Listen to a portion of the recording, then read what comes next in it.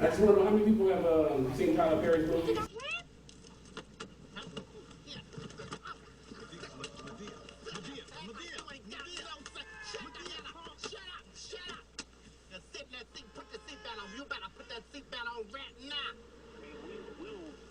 Anything that's a comedy because comedy is easier to understand, but the black struggle and the black drama is a little bit more difficult, a little bit more nuanced. So as a result, they're not going to make those kind of movies. They're not going to put those kind of things on for us because they don't understand what we're doing. This is why Tyler Perry's so successful, because they didn't understand what he was doing, but he did. And the people who watch it, they understand what's going on in his movies and plays. Freckle face hole. Now, you know, after the movie, sometimes if you go with your girlfriend or you go with your significant other, you have these conversations where you're like, you know, what do you think about this scene? And did you see that? And, you know, has it ever happened to you?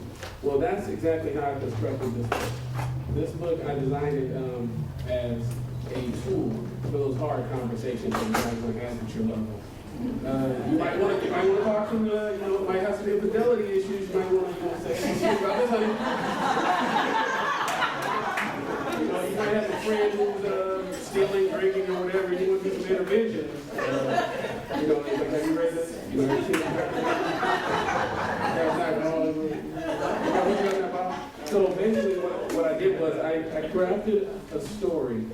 But in the story, there are hundreds of discussions, and what I did was I talked to several people, hundreds really, doctors, lawyers, prostitutes, drug dealers, and basically what I did was I was able to take all these conversations and discussions and arguments, some arguments, and I amalgamated them into a story. Break the shackles that bind our minds, our soul, our spirits, our bodies, that we impose upon each other.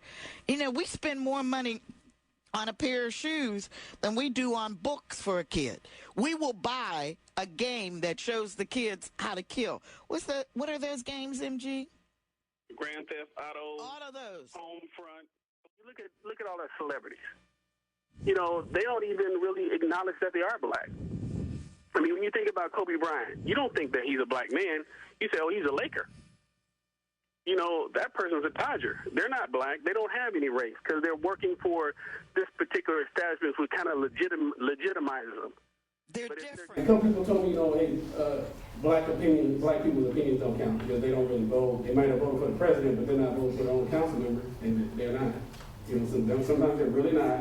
So we need to get people out there, get people informed and say, hey, you know, we got good ideas. We have good suggestions. We need to come to the city council meeting. We need to go to these PTA meetings. We need to see these kids doing this crazy stuff on the bus and say, hey, you know, you got to pass a law to make people pull up their pants. You lost. Yeah. You're not winning. You're losing. That's like telling me I lost. You know, and like I said, I wrote an article the other day when I saw Tyler Perry's movie. Could you go to hell for a while? For my daughter to sell this punk talking to me. No, I don't think so. I'll take that as a yes. Look,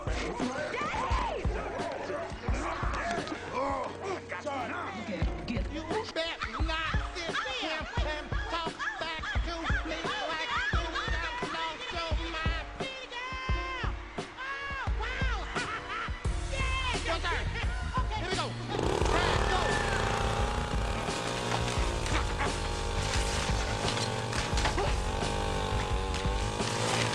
Shut up, old lady.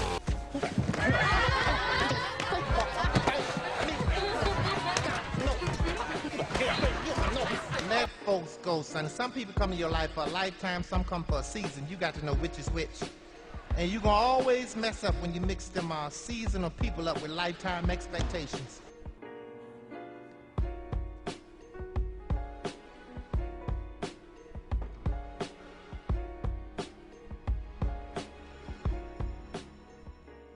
One thing no one ever said about Tyler Perry, what someone said about me when I wrote the first book was, it takes guts to do that. It takes a lot of, he's fearless, basically. Basically the guy is fearless because you look at the screen and you see these African-American black people not afraid to be black.